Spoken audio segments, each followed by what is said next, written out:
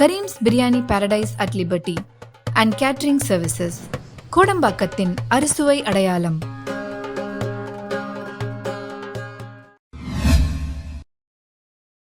வணக்கம்.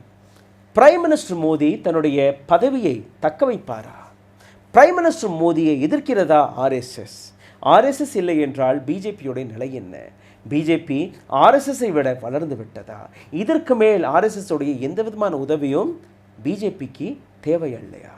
இது போன்ற பல்வேறு கேள்விகள் ஒரு பக்கம். இன்னொரு பக்கம் ராகுல் காந்தியுடைய வளர்ச்சி. இரண்டு அரசியல் மாற்றங்களை பற்றி நீங்கள் பார்க்க வேண்டும். ஒருபுறம் 2014ஆம் ஆண்டு நடந்த அரசியல் மாற்றம் நரேந்திர மோடி வழியாக. நரேந்திர மோடி மீது இந்த நாட்டு மக்கள் எடுத்து வைத்திருந்த அந்த நம்பிக்கை. 2024ஆம் ஆண்டு கார்ப்பரேட்டை எதிர்க்கக்கூடிய ஒரு அரசியல் மாற்றம் ராகுல் காந்தி வழியாக வந்திருக்கிறது.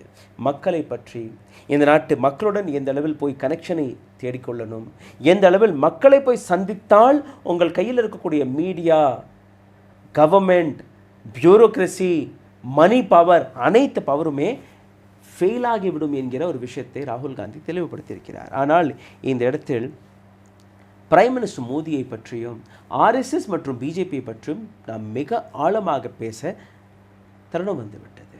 இன்னும் எத்தனை நாட்கள் வரை பிரைம் மினிஸ்டர் மோடி தன்னுடைய பதவியை தக்க வைப்பார்? இன்னும் எத்தனை நாட்கள் வரை ஆர்எஸ்எஸ் பிரைம் மினிஸ்டர் மோடிக்கு சப்போர்ட் செய்யும் என்று பிரைம் மினிஸ்டர் மோடி தானாகவே கூறிய ஒரு விஷயம், நான் பயாலஜிக்கல் முறையில் பிறந்த ஒரு குழந்தை, அதாவது கடவுள் தான் நான் என்றும் கூறி பார்த்து விட்டார். இந்த சமீபத்தில் நடந்த உலகத்தின் மிகப்பெரிய தேர்தல் 2024ஆம் ஆண்டு லோக்சபா தேர்தலில் பிரைம் மினிஸ்டர் மோடி கூறிய அந்த வார்த்தைகள், முகல், மச்சலி, மங்கள் சூத்ர, ஹிந்து முஸ்லீம், காய், எக்ஸெட்ரா எக்ஸெட்ரா. மூன்றாவது முறை பிரைம் மினிஸ்டர் மோடி பதவி ஏற்றுவிட்டார். அதற்கு பின்பு பல்வேறு படங்கள் வருகிறது. மணிப்பூர் செல்ல நேரம் கிடையாது, ஆனால் இட்லிக்கு சென்று விட்டார். அங்கிருந்து செல்ஃபி எல்லாம் வருகிறது. இந்த செல்ஃபி மீது மெலோடி மீம்ஸ் கிரியேட் செய்யப்படுகிறது. இந்த அனைத்தையுமே நீங்கள் பார்க்கும்போது மெலடி மீம்ஸ்க்கு எப்படி prime minister Modi selfie pose கொடுக்குறாரோ அதே போன்று மோகன் பாகவத்துடனும் கொடுப்பாரா என்கிற கேள்வியை சோஷியல் மீடியாவில் கேட்க தொடங்கிவிட்டார்கள். ஆர்எஸ்எஸ் அண்ட் பிஜேபி இதை பற்றி மிகவும் ஆழமாக நீங்கள் பார்க்கும்போது இதே போன்ற கான்ஃப்ளிக்டில் ஒரு காலகட்டத்தில் வாஜ்பாய் மற்றும் அத்வானி அவர்கள் சிக்கிக்கொண்டார்கள். வாஜ்பாய் மற்றும் அத்வானி தன்னுடைய பவரை கூட இழக்கக்கூடிய தருணத்தில் வந்துவிட்டது பிகாஸ் ஆஃப் ஆர்எஸ்எஸ் உடைய ரிட். இந்த பதிவில் 4 கேள்விகளை பற்றி நாம் பார்க்க போகிறோம்.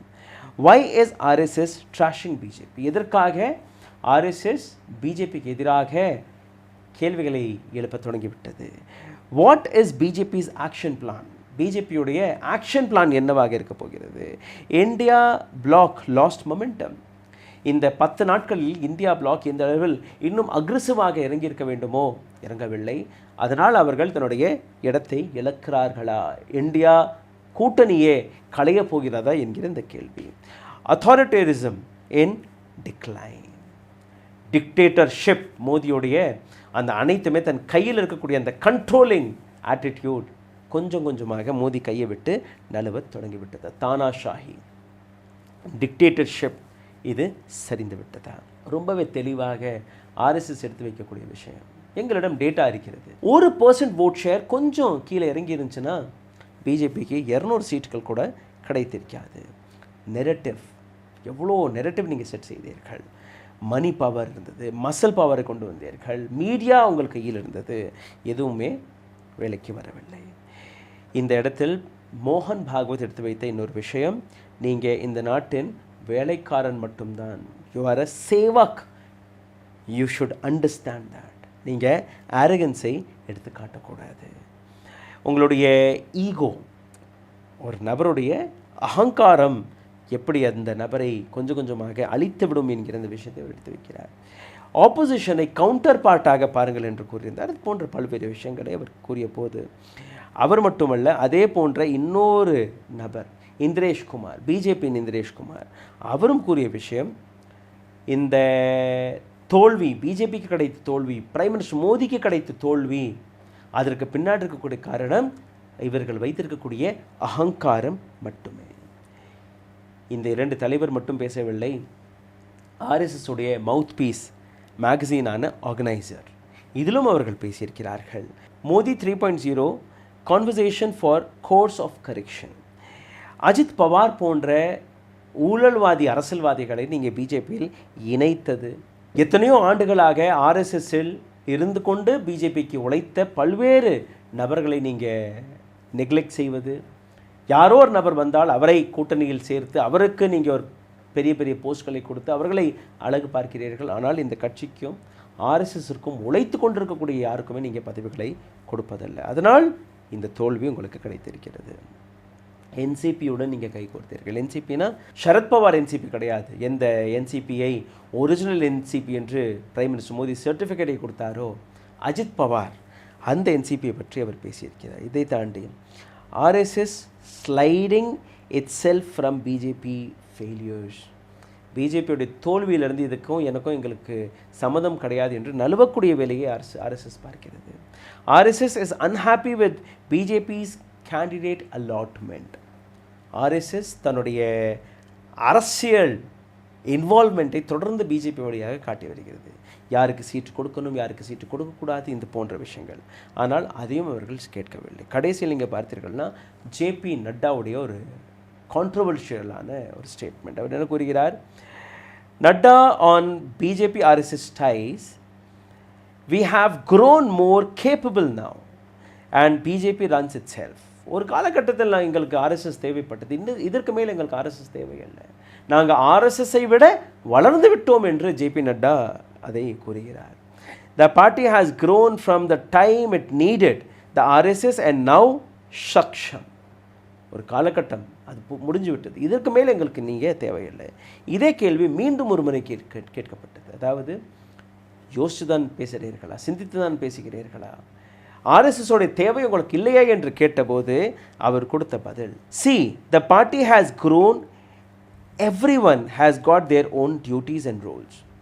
இதற்கு மேல் நீங்கள் பேசக்கூடாது, பார்ட்டி ஒரு மிகப்பெரிய அளவில் வளர்ந்திருக்கிறது. பிஜேபியில் இருக்கக்கூடிய பல்வேறு நபர்களுக்கு தன்னுடைய ரோல்ஸ் இருக்கிறது, தன்னுடைய பொசிஷன்ஸ் இருக்கிறது, எங்களுக்கு இதற்கு மேல் ஆர்எஸ்எஸ் தேவை அல்ல என்று கூறியிருக்கிறார். ஆர்எஸ்எஸ் ஒரு ஐடியாலஜிக்கல் பாடியாக மட்டுமே இருந்தால் போதும், நாங்கள் அரசியலை பார்த்து கொள்கிறோம். இந்த ஸ்டேட்மெண்ட்டுக்கு பின்பு தான் ஒரு மிகப்பெரிய ரிஃப் பிஜேபி மற்றும் ஆர்எஸ்எஸ்ஸிற்கு நடுவில் பார்க்கப்பட்டது. இன்னொரு இடத்தில் நீங்கள் பார்த்தீர்கள்னா ஆர்எஸ்எஸோடைய 2 கொள்கைகளை இதே பிஜேபி தான் பிரைம் மினிஸ்டர் மோடி தலைமையில் தான் அதுவும் நடந்தது. ஒன்று ஆர்டிக்கல் 370, இன்னொன்று நீங்கள் பார்த்தீர்கள்னா ராமர் கோவிலை கட்டுவது. ரெண்டையுமே பிரைம் மினிஸ்டர் மோடி எடுத்து காட்டிவிட்டார். அப்புறம் என்ன ரெஃப்ட்னு நீங்கள் பார்த்தீர்கள்ல, எந்த விதமான ரெஃப்ட்டும் இதற்கு மேல் வராது. பிகாஸ் ஆர்எஸ்எஸ்ஸிற்கும் தெரியும் பிரைம் மினிஸ்டர் மோடியோடைய பாப்புலாரிட்டி இந்த அளவில் இருக்கிறது என்று. ஆர்எஸ்எஸ்ஸிற்கு இந்த விஷயம் புரிந்தால் கூட அவர்கள் அவசரப்பட மாட்டார்கள். ஆனால் இன்றைக்கோ நாளைக்கோ ஏதோ ஒரு காலகட்டத்தில் பிரைம் மினிஸ்டர் மோடியை ஓரம் கட்டக்கூடிய வேலை தான் பார்ப்பார்கள். ஆனால் இந்த இடத்தில் நீங்கள் பார்த்தீர்கள்னா அமித்ஷா கொஞ்சம் கவனமாக இருக்க வேண்டிய தருணம் இருக்கிறது. அமித்ஷாவிற்கு அந்த சாஃப்ட் கார்னர் கிடையாது. ஆர்எஸ்எஸ் மனதில் அமித்ஷாவை பார்த்து அந்த சாஃப்ட் கார்னர் கிடையாது. இந்த இடத்தில் நீங்கள் பார்த்தீர்கள்னா உத்தரப்பிரதேசத்தை எப்படி நீங்கள் இழந்தீர்கள் என்கிற அந்த கேள்வியும் கேட்டிருக்கிறார்கள். த பிரிண்ட் இதற்கான ஒரு எக்ஸ்ட்ரீம்லி பியூட்டிஃபுல் ஒரு ஆர்டிக்கல் எழுதியிருக்கிறார்கள். Heart of sword, why UP's RSS workers are lying low in BJP campaign. உத்தரப்பிரதேசத்தில் ஆர்எஸ்எஸ் கேடர்ஸே களத்தில் இறங்கவில்லை. அந்த ரிசர்ச்சை பார்க்கும்போது ஆர்எஸ்எஸ்ல இருக்கக்கூடிய கேடர்ஸ்களுக்கு பிஜேபி எதுவுமே செய்யவில்லை, வேலைவாய்ப்பு கொடுக்கவில்லை, பண உதவி எதுவும் செய்யவில்லை. அவர்களுடைய வாழ்க்கையை உயர்த்துவதற்காக இன்னும் எத்தனை நாட்களுக்கு தான் அவர்கள் இலவசமாக வேலை பார்ப்பார்கள்? ஒரு மிக ஆழ மனதுடன் இவர்கள் அந்த தேர்தல் பிரச்சாரத்தின் போது வேலை பார்க்கவில்லை. அதுவும் ஒரு மிகப்பெரிய கேள்வியாக இருக்கிறது. கடந்த 10 ஆண்டுகள் மத்தியில் 7 ஆண்டுகள் யூபியில் உங்களுடைய சாசனம் இருக்கிறது. டபுள் இன்ஜின் கி சர்க்கார்னு நீங்கள் சொல்கிறீங்க. ஆனால் ஆர்எஸ்எஸ் ஒர்க்கர்களுக்கு கிடைத்தது என்ன? எஃப்ஐஆர் அவர்கள் மீது, லோன்ஸ் அவர்கள் மீது. டபுள் இன்ஜின் கி சர்க்காராக இருந்தால் கூட ஆர்எஸ்எஸ் ஒர்க்கர்களுக்கு எந்த விதமான லாபமும் கிடைக்கவில்லை. அதனால் அவர்கள் வேலை பார்க்கவில்லை. மோகன் பாகவத் தெளிவாக கூறிய விஷயம், swayamsevak has been saying BJP doesn't need them. Swayamsevak தொடர்ந்து இந்த விஷயத்தை எடுத்து வைத்து வருகிறார்கள். பிஜேபி எங்களை எதிர்பார்ப்பதே அல்ல, பிஜேபிக்கு நாங்கள் தேவையில்லை என்பதை நாங்கள் என்னைக்கோ கூறிவிட்டோமே, இன்றைக்கி தான் நீங்கள் கூறுகிறீர்கள். மோகன் பாகவத் கூறிய அந்த வார்த்தையை என்னைக்கோ ஆர்எஸ்எஸ்ல இருக்கக்கூடிய கிரவுண்ட் ஒர்க்கர்ஸ் கூறிவிட்டார்கள். ஒரு காலகட்டத்தில் அஜித் பவாருக்கு எதிராக நீங்கள் வண்டியாக குற்றச்சாட்டுகள் எடுத்து வைக்கிறீர்கள். நீங்கள் கூட்டணியில் அந்த நபரை ஏற்றுக்கொண்டவுடன் எங்களுக்கு ஒரு உத்தரவு வருகிறது, இவருக்காக நீங்கள் பிரச்சாரம் செய்யுங்கள் என்று. இதெல்லாம் நாங்கள் பார்க்க மாட்டோம். எங்களுக்குன்னு ஒரு கிரெடிபிலிட்டி இருக்கிறது, அதை நாங்கள் விட்டு கொடுக்க மாட்டோம். இன்னொரு புறம் பிஜேபி எடுத்து வைக்கக்கூடிய விஷயத்தை நீங்கள் பார்த்தீர்கள்னா, ஆர்எஸ்எஸ் உடைய கொள்கையை நாங்கள் எடுத்து செல்ல எந்த கட்டாயமும் கிடையாது. ஏதோ நீங்கள் ஒரு காலகட்டத்தில் பாலம்பூர் ரெசல்யூஷனில் ராமர் கோவில் கட்டுவோம் என்று கூறினீர்கள், இதற்கு மேல் அதெல்லாம் நாங்கள் செய்ய மாட்டோம் என்று அவர்கள் கூறியிருக்கிறார்கள். யோகி ஆதித்யநாத், ஹேமந்த் பிஸ்வ சர்மா வேணால் கூறிட்டு போகட்டும், காஷி மத்ரா பாக்கி ஹேன்னு. பிஜேபியோட ஏஜெண்டாவில் காஷியும் கிடையாது, மத்ராவும் கிடையாது என்று கூறிவிட்டார்கள். ஜேபி நட்டா கேபினெட்டில் வந்து விட்டார். பிஜேபியோடைய 1 person 1 post என்கிற ரூல் படி இனி ஜேபி நட்டாவால் பிஜேபியின் நேஷனல் பிரசிடெண்ட்டாக இருக்க முடியாது. அப்போது அடுத்த நபர் யார்? ஆர்எஸ்எஸ் தன்னுடைய அஸ்தித்வத்தை இழக்கும்படி இல்லை, ஆர்எஸ்எஸ் அமைதியாகவும் இருக்காது. சுனில் பன்சலை ஆர்எஸ்எஸ் புஷ் செய்கிறது அடுத்த பிஜேபி பிரசிடெண்ட்டாக. ஆர்எஸ்எஸ் உடைய பிரச்சாரக்காக இருந்திருக்கிறார். தற்போதைய நேஷனல் ஜெனரல் செக்ரட்டரி ஆஃப் பிஜேபியில் இருக்கிறார். இவரை பற்றி பார்க்கும்போது ஆர்எஸ்எஸ் உடன் மிக நெருக்கமாக இருந்தால் கூட பிஜேபியில் ஒரு பொசிஷனுமே இவர் வைத்திருக்கிறார். அதனால் ஆர்எஸ்எஸ் அவரை புஷ் செய்கிறது, தன்னுடைய ஹோல்டை விட்டு கொடுக்காமல். ஆர்எஸ்எஸ் சோர்ஸஸ் பாகவத்ஜியுடைய ஸ்டேட்மெண்ட்டை இனி மாற்றி பேச ஆரம்பித்து விட்டார்கள். அதாவது இது மோகன் பாகவத் கூறியதெல்லாம் பிரைம் மினிஸ்டர் மோடிக்கு எதிராக கிடையாது, அது எதற்காக அவர் தோற்றார் என்கிற விஷயம். அதாவது பிஜேபியுடைய தோல்வியின் ஆதங்கத்தில் அப்படி பேசிவிட்டார். அதனால் இதையெல்லாம் நீங்கள் எதிர்பார்க்கக்கூடாது. இதே போன்று நீங்கள் பார்த்தீர்கள்னா, ஒரு காலகட்டத்தில் கோல்வார்கர் அவரும் ஆர்எஸ்எஸோடைய சித்தாந்தத்தை வளர்க்கும் போது பொலிட்டிக்கல் கவர் தேவையில்லை என்று இருந்தால் கூட பொலிட்டிக்கல் பார்ட்டி இருக்கட்டும் என்று ஒரு அப்ரூவலையும் கொடுத்தார். ஏன்னா ஆர்எஸ்எஸ் செய்யக்கூடிய இந்த வேலைகளுக்கு ஏதோ ஒரு விதத்தில் பொலிட்டிக்கல் கவர் தேவை என்று அவரும் உணர்ந்திருந்தார். அதே போன்று தான் இன்றைக்கி ஆர்எஸ்எஸும் நடந்து கொண்டிருக்கிறது. பிஜேபியில் இருக்கக்கூடிய அமித்ஷா அவரை பலியாடாக்குமா ஆர்எஸ்எஸ் என்கிற இந்த விஷயமும் பேசப்படுகிறது. யோகி ஆதித்யநாத் நேற்று மோகன் பாகவத் போய் சந்தித்திருக்கிறார், ஜேபி நட்டாவை போய் சந்தித்திருக்கிறார். இது எல்லாமே நடக்கும்போது எதிர்கட்சி இந்தியா அலைன்ஸ், இந்தியா கூட்டணி, அவர்களுடைய நிலை என்னவாகிறது? கடந்த 10 நாட்களாக எந்த அளவில் அவர்கள் அக்ரெசிவாக இருந்திருக்க வேண்டுமோ அதை அவர்கள் இழந்து விட்டார்கள். இது ஒரு மிக முக்கியமான விஷயமாக பார்க்கப்படுகிறது. இதை தாண்டி நீங்கள் பார்த்தீர்கள்னா, என்டிஏ பிளாக் எந்த அளவில் பல்வேறு விஷயங்கள் எடுத்து வைக்கிறதோ, அவர்களுடைய ஆரோகன்ஸ், அவர்களுடைய டிக்டேட்டர்ஷிப் குறைந்து விட்டது என்று நீங்கள் பார்த்தீர்கள்னா நிச்சயமாக கிடையாது. அதற்கான உதாரணம் இப்போ சமீபத்தில் வெளிவந்திருக்குது. டெல்லி எல்ஜி ஒரு உத்தரவை கொடுத்திருக்கிறார். அதாவது 2010ஆம் ஆண்டு நடந்த ஒரு வழக்கு, அருந்ததி ராய் பூக்கர் பிரைஸ் வினர், 14 ஆண்டுகளுக்கு முன்பு காஷ்மீரை பற்றி அவர் ஏதோ ஒரு ஸ்டேட்மெண்ட்டை கொடுத்தாராம்.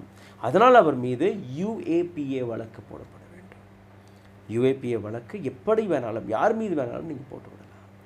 இப்போது பல்வேறு நபர்கள் அருந்ததி ராய் சிறைக்கு செல்லக்கூடிய நபர் தானே, ஏன் நீங்கள் அவரை சப்போர்ட் செய்கிறீர்கள்? அந்த ஸ்டேட்மெண்ட்டுக்குள்ளே நான் போக விரும்பலை. பட் அருந்ததி ராய் மீது அது போன்ற ஸ்டேட்மெண்ட்டை கொடுத்தால் கூட UAPA போன்ற வழக்கு போடக்கூடிய அவசியம் தேவையில்லை. இந்த நாட்டில் பல சட்டங்கள் இருக்கிறது இது போன்ற விஷயங்களை டேக்கிள் செய்வதற்காக. இன்னொரு இடத்தில் நீங்கள் பாருங்கள், அக்டோபர் 11ஆம் தேதி 2020ஆம் ஆண்டு கேரவன் மேக்சினுடைய பரப் சிங் ஒரு கம்ப்ளைண்ட்டை கொடுக்கிறார். அவர் மீது ஒரு அட்டாக் நடந்திருக்கிறது. இந்த அட்டாக் நடத்தக்கூடிய நபர் யார் என்று நீங்கள் பார்த்தீர்கள்னா, general secretary of BJP. FIR எழுதப்பட்டது அந்த நபர் மீது 14ஆம் தேதி ஆகஸ்ட் மாதம் 2020ஆம் ஆண்டு. 4 நாட்கள் கழித்து ஒரு பெண்மணி இன்னொரு FIR எழுதுகிறார் இவர் மீது, கேரவன் மேக்சினுடைய உரிமையாளர் மீது. அந்த மாதிரி இந்த ஜேர்னலிஸ்ட்கள் தான் அங்கே தவறாக நடந்து கொண்டார்கள், இவர்கள் மீது எந்த தவறும் கிடையாது. 2வது போடப்பட்ட FIR மீது இப்போது 4 வருடம் கழித்து டெல்லி போலீஸ் விசாரணை நடத்துகிறார்களாம். இது மட்டும்தானா? கிடையாது. இதை தாண்டி முகமது ஜுபேர் அவருடைய ஒரு ஸ்டேட்மெண்ட்டும் வெளிவந்திருக்கிறது. டெல்லி போலீஸ் வழியாக அவருடைய எக்ஸ் பக்கத்தை முடக்குவதற்காக அரசாங்கம் வேலை பார்க்க தொடங்கிவிட்டார்களாம். அதாவது அரசாங்கத்துடைய முகத்திரையை கிளைக்கக்கூடிய ஒரு ஃபேக்ட் செக்கர் முகமது ஜுபேர். தமிழ்நாடு அரசாங்கமும் அவருக்கு பட்டமெல்லாம் வழங்கியிருக்கிறது. இதே போன்ற எத்தனையோ நபர்களுடைய எக்ஸ்பக்கத்தை முடக்கியிருக்கிறது இந்த நாட்டு அரசாங்கம். இப்போ சிந்தித்து பாருங்கள், 10 நாட்களுக்கு முன்பு பிரைம் மினிஸ்டர் மோடி தன்னுடைய அரசியல் லாபத்திற்காக சந்திரபாபு நாயுடு நிதிஷ்குமாருடன் கைகோர்த்து ஒரு கோயிலேஷன் கவர்மெண்டில் தான் உட்கார்ந்திருக்கிறார். ஆனால் கூட அவருடைய அகங்காரம், ஆரகன்ஸ் இன்னும் குறையவில்லை. 3 பேர் மீது ஒரு மிகப்பெரிய சாட்டை அடி. ஜேபி நட்டா எங்களுக்கு ஆர்எஸ்எஸ் உடைய தயவு தேவையில்லை என்று கூறியிருக்கிறார். இப்போ சிந்தித்து பாருங்கள், ஆர்எஸ்எஸ் பிரைம் மினிஸ்டர் மோடியை இதே பொசிஷனில் நிற்க வைக்க விடுமா, அல்ல பிஜேபி ஆர்எஸ்எஸ் உடைய இந்த கான்ஃப்ளிக்ட், இந்த ரிஃப்ட் இன்னும் ஆழமாகுமா? பொறுத்திருந்து பார்க்கலாம். நன்றி, வணக்கம். ஊடகம் கார்ப்பரேட் அரசியல்வாதிகளின் கைப்பாவையாக, அடிமைகளாக இருந்தது போதும். இனி சாட்டை எடுத்து சுழற்றும் நேரம் வந்துவிட்டது. ஊடகம் பொதுமக்களாகிய உங்களுக்காக, உங்களாலேயே இயக்கப்பட வேண்டும். ஊடக சுதந்திரத்திற்காக உங்களின் பங்களிப்பை இன்றே அளித்திடுங்கள்.